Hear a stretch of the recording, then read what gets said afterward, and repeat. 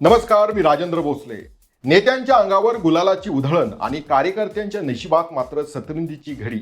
मित्रांनो, कधी विचार केलाय का, पक्षाचा झेंडा खांद्यावर घेऊन उन्हात तानात साहेब साहेब म्हणून ओरडणारा कार्यकर्ता आयुष्यभर कार्यकर्ताच का राहतो आणि एसी गाडीत फिरणारा साहेबांचा मुलगा मुलगी किंवा जावई थेट निवडणुकीच्या रिंगणात कसा उतरतो?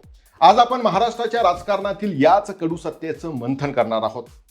गेल्या 2-2.5 वर्षात आपण अनेक निवडणुका पाहिल्या.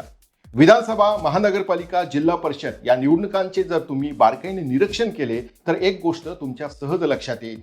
आजकाल कार्यकर्त्यांचा वापर फक्त आणि फक्त घोषणा देण्यासाठी, गर्दी जमवण्यासाठी आणि निवडणुकीचा माहोल तयार करण्यासाठी केला जातोय. खरं सांगायचं तर बिचाऱ्या कार्यकर्त्यांच्या नशिबात फक्त आणि फक्त सतरंजी उचलणे आणि चटई अंथरणे एवढेच काम उरलंय. ज्या स्थानिक निवडणुका कार्यकर्त्यांच्या हक्काच्या समजल्या जातात तेथेही पक्षासाठी आयुष्य झिजवणाऱ्या सामान्य कार्यकर्त्याला डावललं जात आहे. संधी कोणाला मिळते तर नेत्यांचा मुलगा, मुलगी, बायको, जवळचा नातेवाईक आणि कोणीच नाही मिळाला तर दूरचा नातेवाईक किंवा खासम खास माणूस.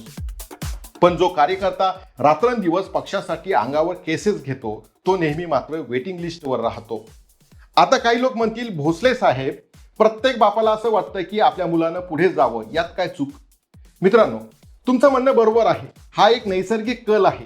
डॉक्टराला वाटतं की आपल्या मुलानं डॉक्टर व्हावं, इंजिनियरला वाटतं की आपल्या मुलानं इंजिनियर व्हावं आणि व्यापाऱ्याला असं वाटतं की आपल्या मुलानं बिझनेस सांभाळावा. पण मित्रांनो, व्यवसाय आणि राजकारणात एक मोठा फरक आहे. डॉक्टर किंवा व्यापारी स्वतःच्या पैशाने स्वतःच्या हिमतीवर साम्राज्य उभं करतो, पण राजकारण हा लोकांची सेवा करण्याचा एक मार्ग आहे. तो पिढीजात चालणारा कोणताही पारंपरिक व्यवसाय नाही. राजकारणापासून जर पैसा कमवायचा असेल आणि घर भरवायचं असेल तर राजकारण करूच नये, असं माझं प्रामाणिक मत आहे. ही परिस्थिती फक्त आपल्या एका जिल्ह्यापुरती मर्यादित आहे का? तर अजिबात नाही. संपूर्ण महाराष्ट्र आणि देशात हीच गढूळ गंगा वाहते. आपल्या जिल्ह्याचंच उदाहरण घ्या. इथे अनेक दिग्गज नेते आहेत ज्यांना आपली पुढची पिढी राजकारणात सेट करायची आहे. पालकमंत्री यांना असं वाटतं की आपल्या मुलानं मुलीने नगरसेवक व्हावं, जिल्हा बँकेवरती जावं. खासदार संदीपान भुमरे यांना असं वाटतं की आपल्या मुलानं आमदार व्हावं, जिल्हा परिषद किंवा नगरपालिकेत त्यांच्याच नातलगांची सत्ता असावी. मित्रांनो, अब्दुल सत्तार यांना असं वाटतं की आपल्या मुलानं नगराध्यक्ष व्हावं, जिल्हा परिषद सदस्य व्हावं किंवा विधान परिषदेमध्ये जावं. रावसाहेब दानवे यांच्या तर संपूर्ण कुटुंबालाच आमदारकी हवी आहे. जिल्हा परिषद असो, नगरपालिका असो किंवा जिल्हा बँक, प्रत्येक ठिकाणी त्यांच्याच घरातील सदस्य हवा. माजी आमदार नितीन पाटील यांनाही आपला राजकीय वारसा पुढे नेण्यासाठी मुलाला जिल्हा परिषद आणि जिल्हा बँकेवरती पाठवायचं आहे. मित्रांनो, अशी कितीतरी उदाहरणे आपल्याला देता येतील. तुमच्या मतदारसंघातील असे घराणेशाही चालवणारे कोणते नेते आहेत त्यांची नावे खालील कमेंट्स बॉक्समध्ये नक्की लिहा. पण या सगळ्या चक्रात माझा मूळ प्रश्न सामान्य कार्यकर्त्यांना आहे. तुम्ही नेमकं करताय काय? मी इथे फक्त नेत्यांना दोष देणार नाही. खरा दोष कार्यकर्त्यांचा आहे.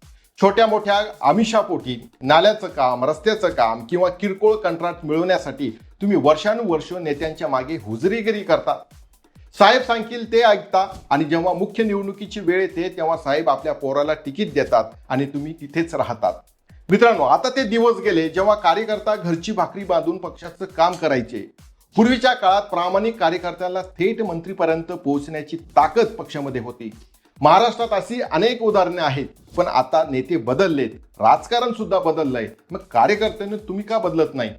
मित्रांनो, म्हणून आता पक्षाचे काम करण्यापूर्वी नेत्यांकडून शब्दांची पक्की खात्री करून घ्या. जर नेता तुमची टाळाटाळ करत असेल, अशा नेत्याला वेळेच टाळलेलं बरं. कारण आयुष्यामध्ये एकदा वेळ आणि पैसा निघून गेला की तो कधीच परत मिळत नाही.